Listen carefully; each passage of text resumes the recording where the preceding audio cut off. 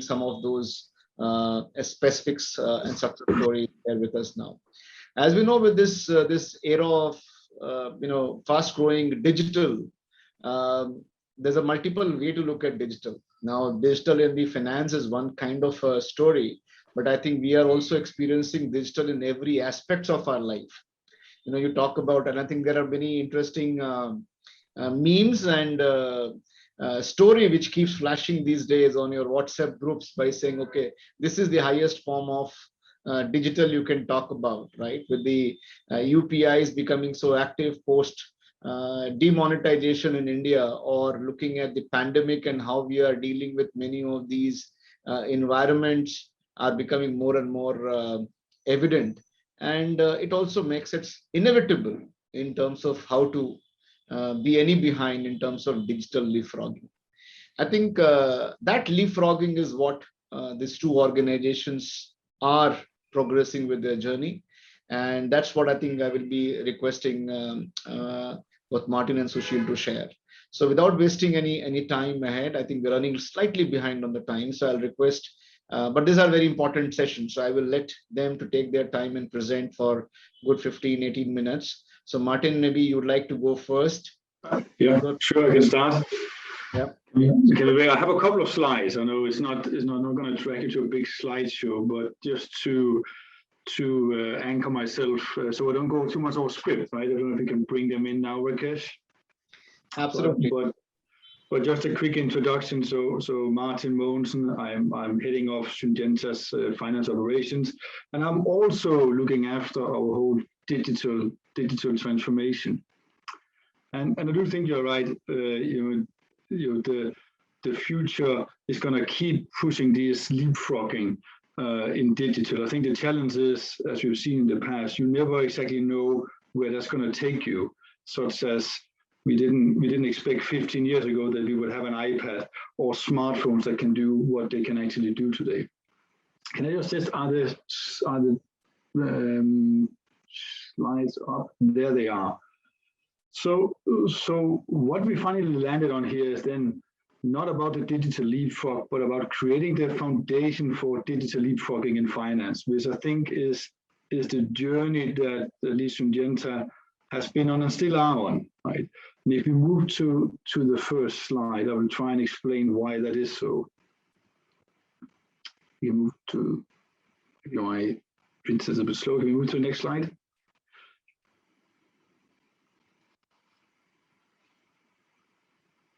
Okay, when we get to the next slide, you're going to see Syngenta's digital strategy. So Syngenta's digital strategy basically have two focus areas. The first focus area, which is really the most important of it, is around how do you use the digital technologies to unlock enterprise value. And unlocking enterprise value is not about productivity and automation. It's really around the more examples like advanced analytics. How can you help the business drive value for the company? And the second one is, of course, the classic, how can we use or leverage digital to drive productivity? And that is the whole game around robotics. We've heard it in some of the earlier session, RPA, more cognitive application for automation. It can be OCR. And that brings a lot of benefit. It does bring a lot of benefit. The challenge with that benefit for the company, it can never be more than the total cost of finance, right? And that is actually not a long-term very good story. So yes, we got to do that. We got to drive productivity, continue to drive efficiency by decreasing our cost of doing finance, right? Or generally doing back office services. However, the value game is the really important one. So instead of saving 1 million finance costs, if we can increase the profit of the company by pricing or something else, then that is a much more attractive proposition for the business. Right?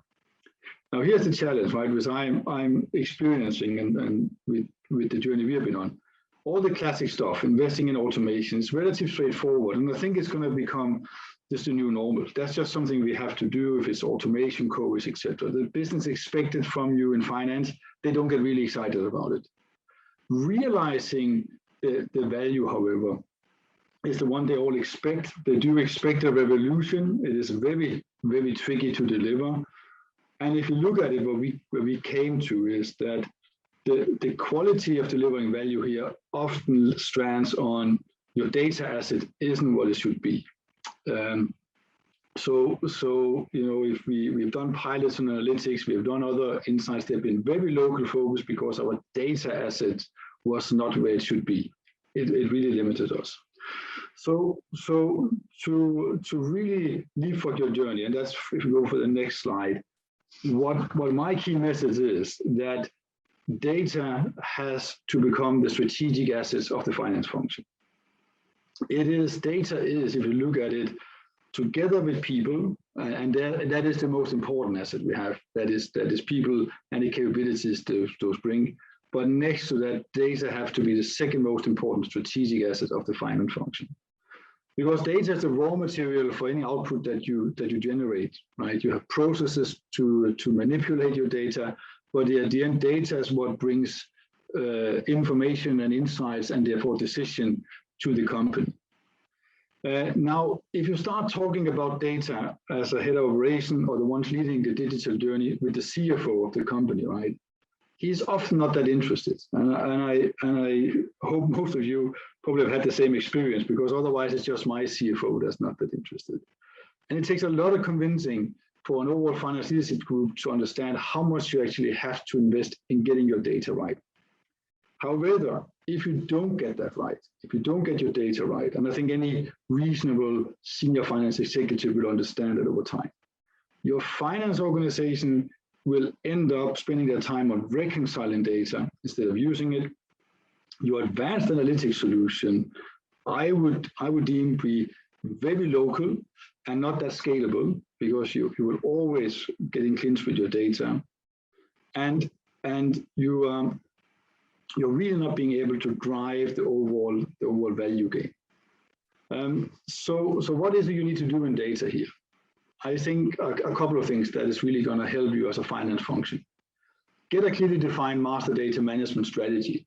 And that includes the creation of a clear information model. And with information model, I mean all the elements that is around finance data. So it's being your standard GL, being how cost centers are set up, being internal orders, being product hierarchies, etc., how they all interact with each other.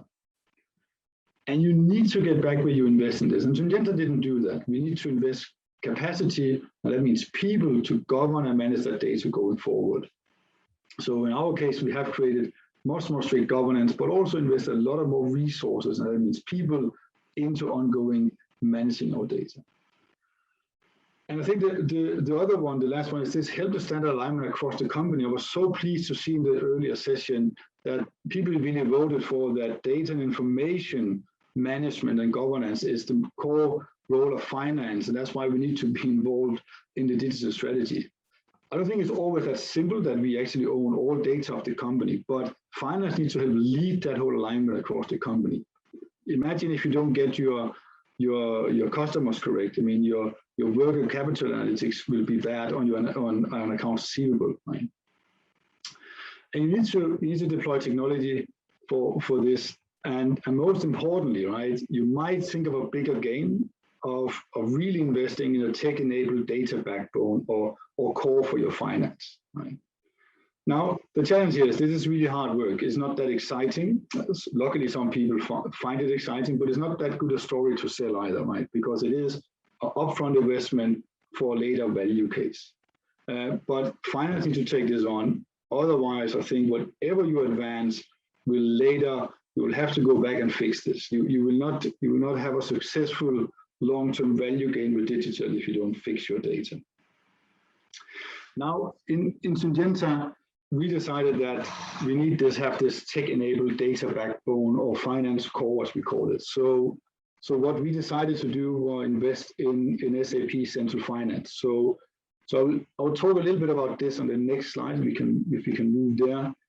But I will not do a sales pitch for SAP Central Finance. This is just one technology that can help you create such a data backbone.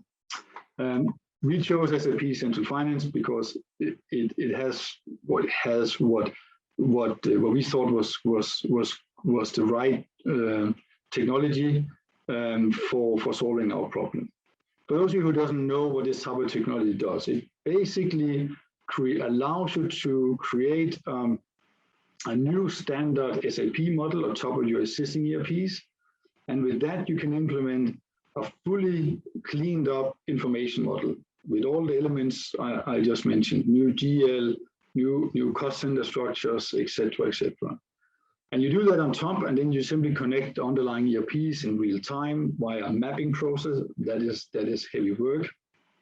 And that means you get this new core on an S4 platform where you can start also processing data, but more importantly, you can send it all to whatever data warehouse you want to have. And on top of that, you can create your analytics layer. In our case, we're using SAP's Analytics Cloud, but you can use whatever you want. You can also put on an R solution for more advanced analytics.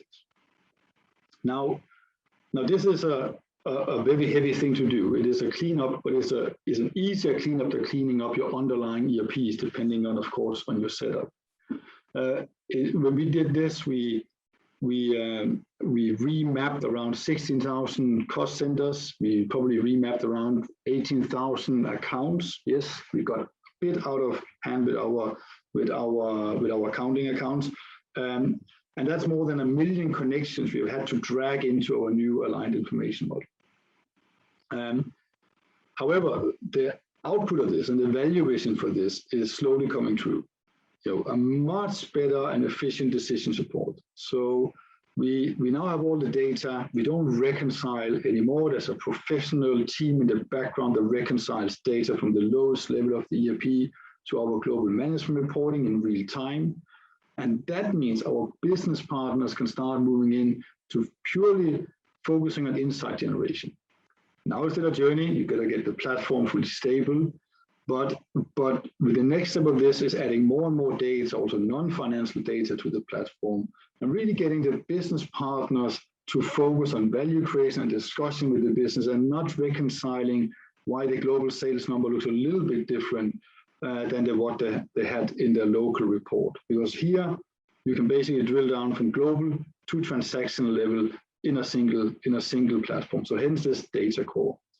And the move over here is that data is a strategic asset. We don't leave anything a chance anymore. We have the global standards. Countries have lost control over data. We fully govern it centrally what can be set up, because we want to know when we put data into our system that we know what is in there. Now, last but not least on this, right, we can still drive simplification and process efficiencies via this as well. So the productivity game, of course, is still there. We're still all being asked to do things faster and cheaper, right? So that is also a part of this. So if I just recap right here, focus here on more on the long-term value. This is a huge investment up front with struggling to find the payback in the first couple of months, but it is a strategic investment going forward in cleaning up your data and setting yourself up for success going forward. So if I try to do it fast, so we can give some time back to Rakesh and we can get into some question and discussion. On the next slide, just a summary of what I believe are the most important elements to accelerate or leapfrog your digital transformation, because it is more than just focusing on value and getting your data correct. They are some of the important elements, but there are more. And here's my top 5 list. So first of all, and that is on top of, if you want to really get this lift off, you've got to have senior sponsorship. Too often I see very good ideas in countries not moving with the speed that they could, because I think either local senior leadership or global senior leadership are not understanding what this actually means, right? So you gotta get all your senior leadership, have the visibility of what digital means, and they gotta sponsor it. They doesn't have to implement it, but they gotta sponsor it and not block it. So that is increasingly important, And a lot of work has to be done with senior leaders for them to really understand this. Capability investment. We don't all have to be data analytics experts, but we do need to get some of these skills into the organization. And I think that is an ongoing journey that cannot stop. I think we got to change the way we look at capability investment in this space. The RPA technology that was hot yesterday isn't tomorrow. So we need to have the teams continuously involving and learning in a much more agile way. So that is another really important one. And then I think this value focus, we gotta get finance operations away from just thinking about how can I get my P2P process a little bit cheaper. Generally, the business expect that. If you want to have a seat at the table going forward, you've got to find a way of delivering value to the business that is more than just cost saving, right? And I think that is a fundamental paradigm shift that any shared service center needs to have. And we're probably a couple of years too late of really getting there because the business wants this. If I talk to my business stakeholders, the cost saving is just a given. They're not really clapping their hands when you come and bring it to them anymore, right? And I know how much hard work goes into this. It's still very important in the background. And then this digital core and data focus, that got to get us anybody agenda without getting data cleaned up and getting us a strategic asset. You're just going to hit a wall later in the whole digitalization. I hear a lot about consultants coming in saying, we just throw all our data into a data lake and then we will figure it out. My personal belief is for finance, that doesn't work. This works for Google's results of their search engine. It's really big data, trillion of gigabytes of data points with simplified algorithm that just use really big data to get insights. Finance data is not big data. Even if you take all your invoice transactions, all your P2P transactions, they won't count up, even the biggest companies, as big data. They are not. They're much more specific. They're linked to GL account, linked to specific bookings. You want to have insight over those, the data needs to be clean, and your analytics model needs to be much more precise. Right? So cannot highlight it too many times. Data is the key. And then last but not least, technology investment. As an enabler, this is not the main course, right? A lot of people, I think, have invested too fast in technologies without considering what they really want out of them. Syngenta has that as well, right? So really limit your investment in technology, get the right ones in, because the last thing you want is swap all your people cost into license fees, right? That is not the point of this. You've got to choose technologies where you really see the value, and because that is heavy investment and transformation that comes with it. So senior leadership, capability investment, value focus, data focus, and the right technology investment is my top 5 of how to really accelerate the digital transformation.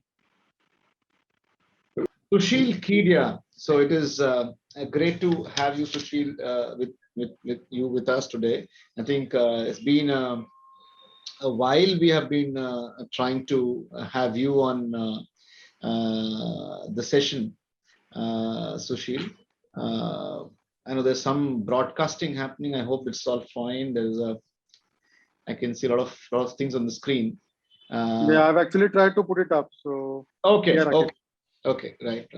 So Sushil, you are taking us to a different world altogether. That's what I understand. Because so far, when we talk about VR, it was still to be seen. There are a lot of technology conversations were happening, but I think we were still talking more of RPAs and bots sometimes, and not able to get beyond that.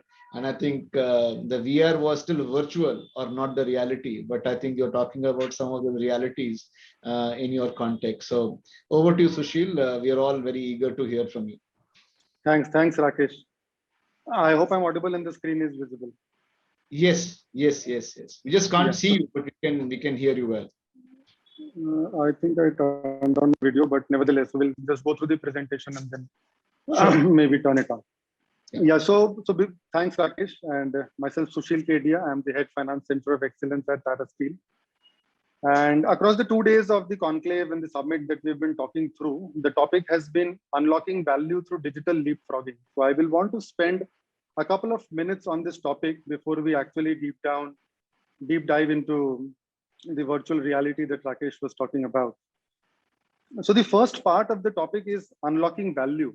And it actually takes me back to 2015. And we were undergoing this Tata Business Excellence Model Assessment. It's a proprietary business model assessment framework that we have with the Tata Group, wherein we form a team of assessors within the Tata Group, and then they assess a company. So we were applying for the assessment model, and then we were getting assessed. And as finance, we were making this presentation to the assessment team and very passionately talking about our voice of customer framework that we had deployed within finance. And the assessors patiently heard us out. And after the presentation was over, the lead assessor, who was a veteran with the Tata Group, had spent about 30 years, was on the board of a couple of companies. He narrated a story to us about Mr. N. Chandrasekharan, who was the CEO of TCS at that point in time. And when Mr. Chandrasekharan used to visit his customers, very interestingly, he used to ask two questions to them. The first one was, did you get what you wanted from us? This question encompassed all the deliverables that as the company was entitled to deliver to the customer. So the entire what part was getting covered here. But the second question was the most interesting part, which said, did you enjoy getting it from us? And this is where the whole customer experience came into the picture. So here you had the CEO of one of the largest tech company talking about customer experience. On the other side, you have Jeff Bezos, who talks and says, the most important single thing is to focus obsessively on the customer. Our goal is to be Earth's most customer-centric company.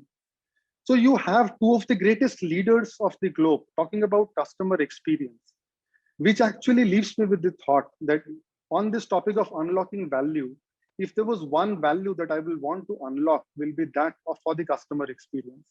Sometimes we get bogged down with the productivity, the turnaround times, but we also should be mindful that we have to some way bring in a shift from being a best-in-class finance function to being a best-in-context finance function. So this is what unlocking value to me means. As we move forward and we talk about digital leapfrogging, I think this image, while it may not be very digital, but tells us what leapfrogging can actually mean. This actually, to me, is one of the most powerful images of leapfrogging demonstration that you can probably see. And to me, the digital leapfrogging levers, while we talked about many, and we heard Martin and the previous panel also talked about it. But I think for me, what digital leapfrogging means is that there has to be a drive for doing it. There has to be an intent with which it should be driven. And there should be a purpose, which is to unlock the customer experience. So this is how this whole topic comes together for me. Unlocking value with digital leapfrogging. So you know that there are technologies in today's world. And the way I look at these technologies are that there are technologies which mimic humans. And we heard in the last panel a lot about robotic process automation, the chatbots, the workflows. We also have technologies which learn from humans, the whole machine learning, artificial intelligence, the natural language. We also know of technologies which challenge humans, the entire in-memory computing, and Rakesh and Martin talked about SAP Central Finance. We have heard of drones and sensorization, which are there. But at the same time, there are technologies which create an experience. You have the whole appification world. We have heard of a lot of visualization yesterday as well. And you have a lot of tools like Tableau, ClickSense, Power BI, which actually lead that stack. And then you have virtual reality, which in today's world is creating an immersive experience for all its stakeholders. So having done most of the technologies that we have discussed so far, we looked at virtual reality and then saw the industry use cases and the examples that we have around the industry. The examples that we got were around the training space, where Walmart was developing experiential training on virtual reality and was delivering a consistent experience, which was more effective and was cheaper as well. We also came across use cases from Rolls-Royce, who were trying to deliver virtual products, which means that they were trying to bring products into existence, which don't physically exist anywhere. So they were using it for product prototyping. Then you also have examples from BAE Systems, which actually use virtual reality for manufacturing. And then you have many examples where the virtual reality is today being used in the post-COVID world for doing many events on the virtual reality platform. We looked at these industry use cases, and then we wondered, how can we bring this technology into finance? So we decided to create an immersive experience for our stakeholders by digital leapfrogging and introducing virtual reality to corporate reporting. And we believe that probably we are one of the first to do it. The objective that we were driving through this virtual reality within corporate reporting was to actually move to a phygital world where we were actually bridging the gap between the physical and the digital world. The intent was also to replace the traditional channels of communication with our stakeholders. We also intended to enhance our reach and internationalize the whole shareholder base. And obviously, the bottom of all, create an absolute experience that our group chairman talked about. So with this, I will now come to a live demo of this experience and take you through briefly as to how this experience looks like. And it's the integrated report of Tata Steel for financial year 2020-2021, which we have now moved to the which we moved to the virtual reality experience. Now, since we do not probably have virtual headsets which will be available to the users, but just in case, when you have them, just click on this icon below and just click on this goggle sign which is there, and then you can actually access the VR headset based experience. But for the larger benefit of all of us today who don't have the VR headsets, I will actually give a more 360-degree demo of what we did. Welcome to the virtual reality experience of Tata Steel's integrated report. This is the Tata Steel office, and this experience lands and takes you around the Tata Steel Corporate Center based out of Jamshedpur. And you can actually see the center live in front of you. And we start the virtual reality experience as we get inside the building.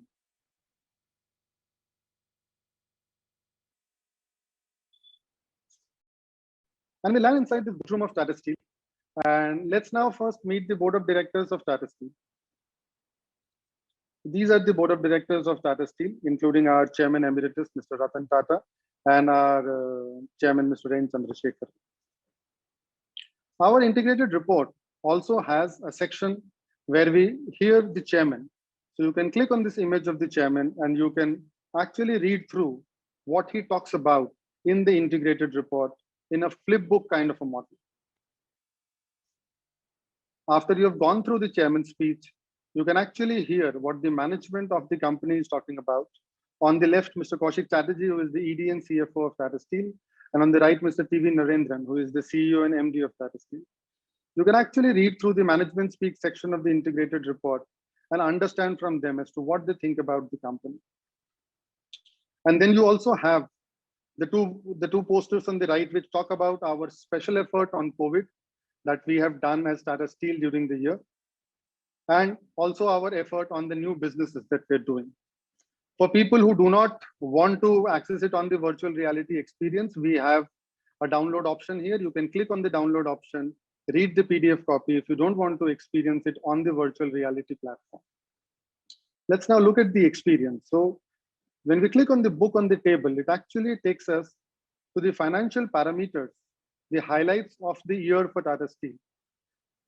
All the images are clickable images, and if you click on any of these, you can go through the broad performance matrices, which are there for Tata Steel standalone, for Tata Steel India operations, and for the consolidated operations. So like this, you can access and experience all of these numbers, the financial numbers, so to say, which normally we're used to reading it on a flat book. After you have gone through the financial numbers, let's now deep dive and get inside one of the plants of Tata Steel and see as to what it has to show for us. So all the books on the table actually will take us to each of the sections of the integrated report. Let's now click on one of the first ones, which says about Tata Steel. As you click on this book, you actually come to a CRM, to a coil storage unit of Tata Steel.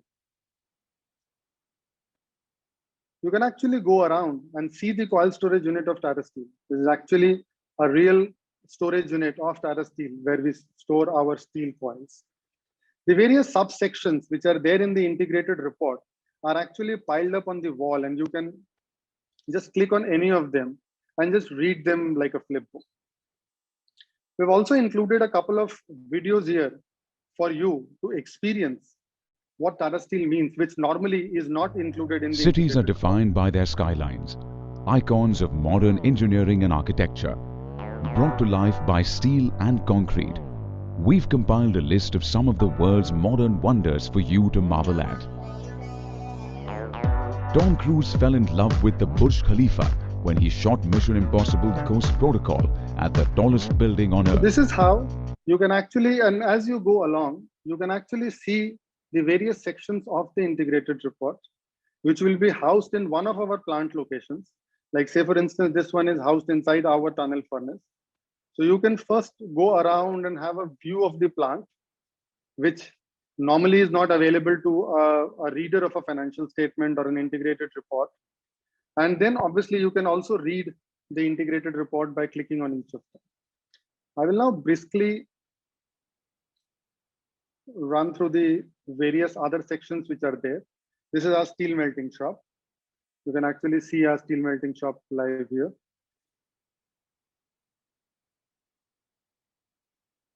This happens to be our hot strip mill.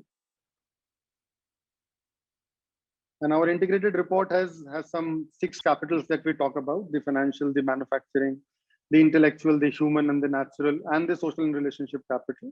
So you can click on each of these books and actually read and go through these experiences. We now land in the last section, which is the R&D lab of one of the many labs that we have across Tata Steel.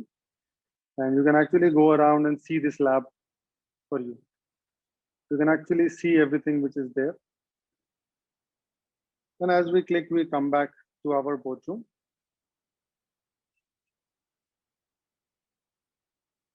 And we land here on the awards and recognition section. So here, the significant awards that we as Tata Steel have won during the year are actually there. So this is the Sustainability Champions Award that we've won, and this is our MD. We also won the award from the Institute of Chartered Accountants of India in the manufacturing and trading sector for excellence in financial reporting for financial year 1920. So this is what this integrated report, which is all about. And this boardroom is actually overlooking a plant that you can actually zoom in and experience. So this is broadly the virtual reality experience that we have brought in to our integrated report financial year 2020.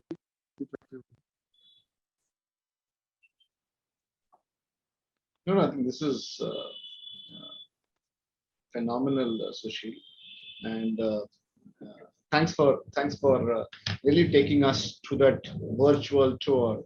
And I think this is an experience by itself, certainly. I'm sure there'll be many more in the pipeline for you beyond the reporting, but that's the way the journey has started. And I have a couple of questions to just check with you. I just know we are slightly behind in the time, but what I'll do is I'll just take maybe 1 or 2 questions, and I request if from the audience, if you have any questions, you can put in a Q&A. I will take maybe 1 or 2 questions from the Q&A as well. So I'll go back to Martin, and Martin, you were talking about this whole. Can we have all 3 of us on the screen, please? So you can put the Martin also on the screen. So Martin, I think you were talking about this whole technology investments, and that's where I was, trying to get a sense how you went through this whole experience of this technology investments. If you can just share a bit on that, given the the whole discussions these days about cash conservation and less of the investments and ROIs and so on and so forth. So what was the story behind it? Well, it's a good question, right? I think if you do your classic automation, right, they have a simple investment case, because you expect that some people can be relocated to other work, right? And so that is an investment case finance people are good at creating. If it gets to the more the more foundation laying investments, even if the classic one, talk about replacing an ERP system, right? It is much more complicated, right? What we have done is link it with an overall program we call Finance Evolution. So that is an overall program of getting our business partners, our front office, to invest and change their time towards more value creating work. And that is a clear request from the business. If you ask the business and get feedback what they want finance to do, I think most companies, that is what they want, right? So here you then have to try and quantify those benefits coming out of it, right? And we still have a real NPV on our case here. So that you do have to end up with a real investment case, right? But you have to think more about value terms and cost avoidance also than just simply efficiencies. And then you have to have a discussion in your leadership team about the strategic importance of those investments. But there's no easy way, and that's why you need to keep pushing for it. No, you're absolutely right. There's no easy way, and these are very difficult conversations. But I think it makes a lot of meaning back when they start really seeing the value of it. It takes time, but I think great. I just want to take a quick question for you, Sushil, because there's a question in the chat box also. Somebody's saying, how does this VR in annual report helps an investor in understanding the financial statement better? I think, Rakesh, it's not really about understanding the financial statement better, but it's about creating a stakeholder experience. So we the finance people probably will be more used to taking the numbers from the integrated report or the financials and putting it into our Excel sheet model and then creating the ratios and then only gaining a comfort on the financials. But I think we also presented it to our investors and they were extremely pleased with this experience because it actually breaks the boundaries. It actually gives them a completely new experience of how they can access and go through this integrated report. So I think it's more about the stakeholder experience than about understanding the financials better. Right. And how real it is now in terms of the usage? Is it like this is the first year when you're using it, or this is the second year of usage? And is it like still in the stage of only limited people using it, or it has become widely being used by the finance community as well as the business? Yeah, so this has just gone live before our AGM, which was scheduled for the annual accounts, which was there. This is the first time that we have made it live, and it is actually available on public domain. So anybody who wants to access this experience can go to the tatasteel.com website in the investor section where you get the integrated report. And we have 3 versions of the integrated report that we have made available. One is the standard PDF copy, which is available. The second is the website version, which is available for the report. And the third is the virtual reality experience that we've made it live. So it's available for all our shareholders, and we made it live before the AGM. And we also had an investors day, and we actually presented it to all our investors also during the investor day. Excellent. Very nice. Very nice. I think there was one question, and I'm just trying to build further on that for you, Martin, is on the data, because you emphasize so much on the data, and you talked about that, it's so unorganized and so on and so forth. And the data has a dependency on your internal information as well as the partners you deal with, right? And there will be some partners who are not so organized, and there'll be a dependency on, and there'll be multiple, you have customers, vendors, partner, ecosystem, and so on and so forth.